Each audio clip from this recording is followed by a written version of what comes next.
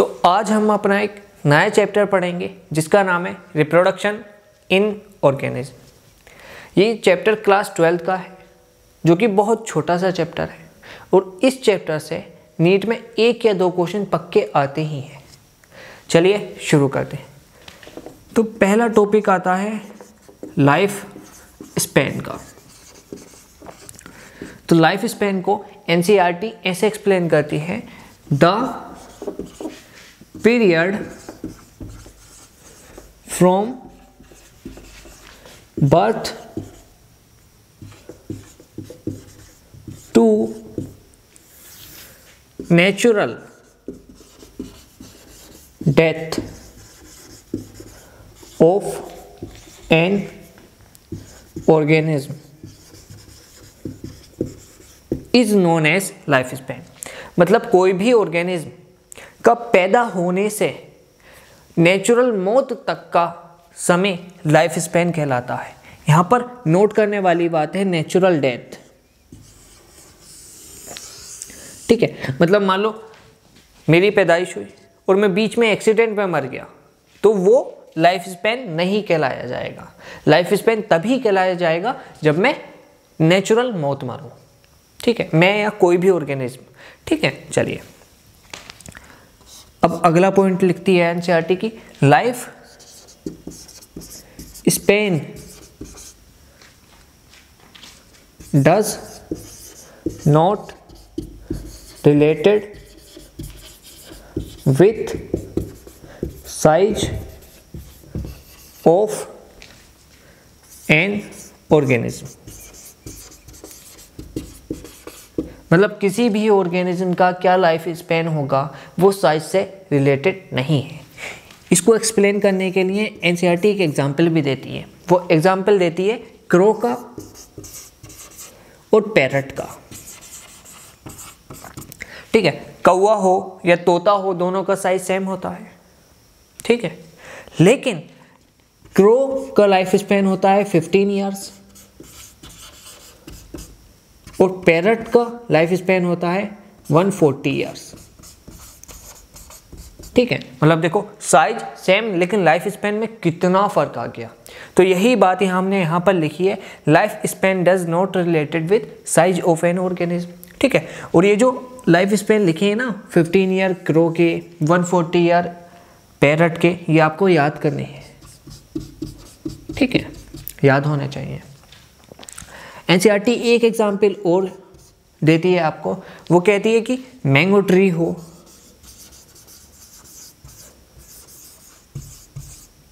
या फिर पीपल का ट्री हो, दोनों का साइज तो सेम होता है लेकिन पीपल के ट्री का लाइफ स्पैन बहुत ज़्यादा होता है as compare to mango tree. ठीक है, इसमें मैंगो का कितना लाइफ स्पैन होता है ये नहीं बताया एनसीईआरटी ने। पीपल ट्री का कितना लाइफ स्पैन होता है ये भी आपकी एनसीईआरटी ने नहीं बताया। सिर्फ ये बताया कि पीपल ट्री का लाइफ स्पैन बहुत ज़्यादा होता है as compare to mango tree के लाइफ स्पैन से। ठीक है, चलिए तो ये 2 एग्जाम्पल इस स्टेटमेंट को जस्टिफाई कर रहे हैं। ठीक है, चलिए देखो हम बहुत पॉइंट टू पॉइंट चलेंगे और पढ़ेंगे वही जो एग्जाम ओरिएंटेड है, फालतू की कहानियां नहीं सुनाएंगे। ठीक है, और एग्जाम ओरिएंटेड मतलब जो आपकी एनसीईआरटी कहती है वही पढ़ेंगे। चलिए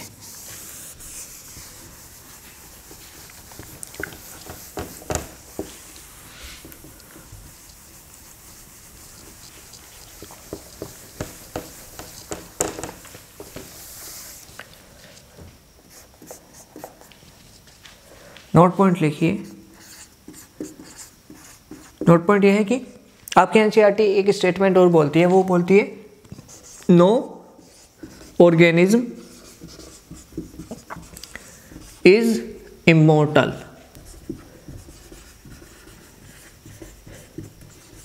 इमोर्टल का मतलब होता है अमर, जो कभी नहीं मरता हो। तो आपकी एनसीईआरटी कहती है कोई भी ऑर्गेनिज्म अमर नहीं है, हर ऑर्गेनिज्म को मरना है एक ना एक दिन। इसको इंग्लिश में कहें तो ऐसे कहेंगे, every soul must taste of death. ठीक है, मतलब एनसीईआरटी यही कहती है कि हर इंसान को, हर ऑर्गेनिज्म को एक दिन मरना है, चाहे उसका लाइफ स्पैन कुछ भी हो, भले ही 1000 साल हो, भले ही 1 करोड़ साल हो, लेकिन मरना है एंड ऑफ द डे। ठीक है, फिर आपकी एनसीईआरटी लिखती है एक्सेप्ट, हाँ एक्सेप्ट सिंगल सेल ऑर्गेनिज्म। आपकी एनसीईआरटी कहती है इस पूरी दुनिया में कोई भी इमोर्टल नहीं है एक्सेप्ट सिंगल सेल ऑर्गेनिज्म। तो आपके दिमाग में एक सवाल आया होगा, क्या सिंगल सेल ऑर्गेनिज्म इमोर्टल है? तो हाँ, वो कैसे, सुनिए देखिए। मान लो एक सिंगल सेल ऑर्गेनिज्म है, ये न्यूक्लियस ले लेते हैं, ठीक है, ये साइटोप्लाज्म हो गया। चलिए, अब ये सिंगल सेल ऑर्गेनिज्म है, अब ये बुढ़ा होता फिर मरता, उससे पहले ये डॉटर न्यूक्लियाई में डिवाइड कर जाता है। मतलब मरने से पहले ये अपने डॉटर न्यूक्लियाई में डिवाइड कर गया, मतलब ये मरा तो है नहीं। फिर ये जैसे ही बूढ़े होंगे फिर से ये डिवाइड कर जाएंगे डॉटर न्यूक्लियाई में, कुछ इस तरह से अपने। फिर ये जब मरने की कगार पर आएंगे, मतलब बूढ़े होंगे, तो ये भी डिवाइड कर जाएंगे, ये भी डिवाइड कर जाएंगे, ये भी डिवाइड कर जाएंगे, ये भी डिवाइड कर जाएंगे, ये भी डिवाइड कर जाएंगे। मतलब ये चेन चलती जाएगी, चलती जाएगी, चलती जाएगी, और सिंगल सेल ऑर्गेनिज्म कभी नहीं मरेगा। फिर एनसीईआरटी एक पॉइंट और लिखती है, वो लिखती है there is no natural death of single cell organism. यहां पर भी नेचुरल डेथ शब्द को नोट करने की जरूरत है। मतलब एनसीईआरटी कहती है कोई भी नेचुरल डेथ नहीं है सिंगल सेल ऑर्गेनिज्म की। मतलब ये खुद से तो इसे पूरा न्यूट्रिएंट देते रहोगे, सारी इसकी रिक्वायरमेंट फुलफिल करते रहोगे, तो ये डिवाइड होता जाएगा, ये मरेगा ही नहीं, ठीक है। लेकिन अगर आप गुस्से में इसको पैर से कुचल दो तो ये मर जाएगा। एक्सीडेंटल मौत होती है, नेचुरल डेथ नहीं होती है, ठीक है। चलिए,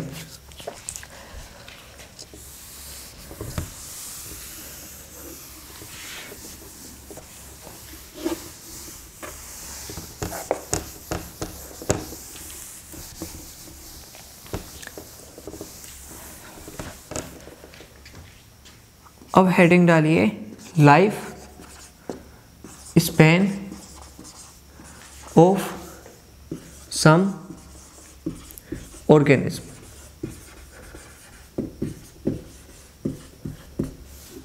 हेडिंग उम्मीद है दिख रही होगी कैमरे में, अगर आपको नहीं दिख रही तो मैं पढ़ देता हूँ। Life span of some organism. सवाल आता है सर सम ऑर्गेनिज्म क्यों लिख पा रहे हो? क्योंकि कुछ ऑर्गेनिज्म के बारे में ही एनसीईआरटी में लिखा हुआ है। अब क्या लिखा हुआ है, मैंने उसकी लिस्ट बनाई है, मैं लिख देता हूँ, आप याद कर लेना, ठीक है। एलिफेंट, एलिफेंट ऑर्गेनिज्म की लाइफ स्पैन होती है 60 ईयर, मतलब ये 60 ईयर में मर जाता है। रोज, गुलाब, इसकी लाइफ स्पैन होती है 5 से 7 ईयर। फिर बात करते हैं डॉग, मतलब कुत्ता, इसकी लाइफ स्पैन होती है 15 ईयर। फिर बात करते हैं बटरफ्लाई, इसकी लाइफ स्पैन होती है 1 से 2 वीक्स, ठीक है। इस पर स्टार मार्क मारो, ठीक है। फिर बात करते हैं क्रो की, तो क्रो की मैंने पीछे लिखवाई थी, इसकी लाइफ स्पैन होती है 15 ईयर, इस पर भी आप स्टार मार्क मारो, ठीक है। चलिए, फिर बात करते हैं पैरट की, पैरट की भी मैंने पीछे लिखवाई थी 140 ईयर, इस पर भी आप स्टार मार्क मारो। फिर बात करते हैं बनाना ट्री की, इसकी लाइफ स्पेन होती है 25 ईयर। फिर बात करते हैं काऊ की, मतलब गाय की, इसकी लाइफ स्पैन होती है 22-25 ईयर्स। फिर बात करते हैं, चलो नीचे नहीं दिख रहा है, इधर चलते हैं अपन लोग, क्रोकोडाइल की। इसकी लाइफ स्पैन होती है 60 ईयर। फिर बात करते हैं घोड़े की, मतलब हॉर्स की। इसकी भी लाइफ स्पैन होती है 60 ईयर। फिर बात करते हैं फ्रूट फ्लाई की। इसकी लाइफ स्पैन होती है 2 वीक्स। इस पर तो भाई आप 6 स्टार लगाइए। फिर बात करते हैं राइस प्लांट की। इसकी लाइफ स्पैन होती है 4 से 5 मंथ। इस पर भी आप स्टार मार्क लगा लीजिए। फिर बात करते हैं टोर्टोइस की। इसकी लाइफ स्पैन होती है 100 ईयर्स, 100 से 150 ईयर्स। इस पर भी आप स्टार मार्क लगा लीजिए। फिर बात करते हैं बनियान ट्री की। इसकी लाइफ स्पैन होती है 200 ईयर। ठीक है, तो ये सारे ना एनसीईआरटी में लिखे हैं और इनके लाइफ स्पैन दे रखी है, इसलिए इम्पोर्टेंट हो जाते हैं। एनटीए आपसे 14 नेम है, कहीं से भी क्वेश्चन पूछ सकता है, लेकिन मैंने जिस पर स्टार मार्क लगाया है उनसे पूछने की प्रोबेबिलिटी ज़्यादा है। और याद रखना, जो स्टार मार्क लगाया है वो तो याद करना ही है, और जिन पर स्टार मार्क नहीं लगाया है वो भी याद करना है, क्योंकि सारी चीज़ें एनसीईआरटी में है। और जब एनसीईआरटी में कुछ भी लिखा है भाई, वहाँ से क्वेश्चन बना लेता है एनटीए, क्योंकि उसे नए क्वेश्चन चाहिए होते हैं ना। ठीक है, तो आज का लेक्चर बहुत छोटा था और यहीं होता है समाप्त। उम्मीद है आपको अच्छा लगा होगा। अगर कुछ भी कमी है या आप कुछ एडवाइस देना चाहते हो तो कमेंट करिए। Thank you.